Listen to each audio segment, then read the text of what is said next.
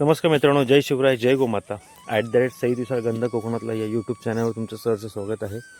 तर मित्रांनो, आता डिसेंबर संपत आला आहे आणि आपण आता गुरांना वैरण जमा करायला सुरुवात केली आहे. कारण का पुढे उन्हाळ्यामध्ये आपल्याला वैरण लागते. तर मग आता जे गवत वाढलेलं असतं, नवरात्रीनंतर गवत जे वाढतं ते गवत आपण या टायमाला सुकं झाल्यानंतर कट करून सुकून व्यवस्थित बांधून भरून ठेवतो. होऊ शकाल ह्या वरडी बांधलेल्या आहेत. ह्या जागेत आपण गवत काढलेलं आहे आणि ह्या बांधायच्यात, ह्या वरडी बांधायच्यात. तर हे व्यवस्थित आता आपण बांधणार आणि बांधून ते आपण आता स्टोरेज करणार.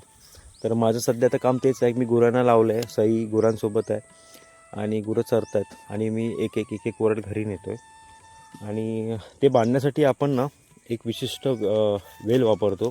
की बघा, ही वेल आहे, ती असते खूप जाड. त्या व्यवस्थित सोलून ठेवतात, त्याला नांदेल म्हणून म्हणतात.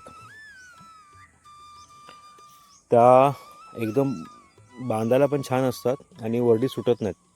तर त्याला तुम्हाला मी ह्याची ओरिजिनल वेल दाखवेनच. तेव्हा त्या साईडला दाखवतो तुम्हाला मी वेल. जाड वेल असते आणि ती वेल आहे ना सोलून व्यवस्थित सुकवायला लागते. सुकल्यानंतर म्हणजे निसर्गातच आपल्याला गोष्टी मिळतात ह्या गोष्टी करायला. बांधण्यासाठी वेगळ्या काय प्लास्टिकच्या वगैरे दोऱ्या वापरायची गरज नाही. हे बघा, जाड वेल असते, खूप ही जाड वेल असते. ते सोलून सुकवून व्यवस्थित वापरता येते. चला, आपण आता हळूहळू गवत नेऊया आणि आपल्या गुरांची एक चाऱ्याची सोय करूया. नमस्कार.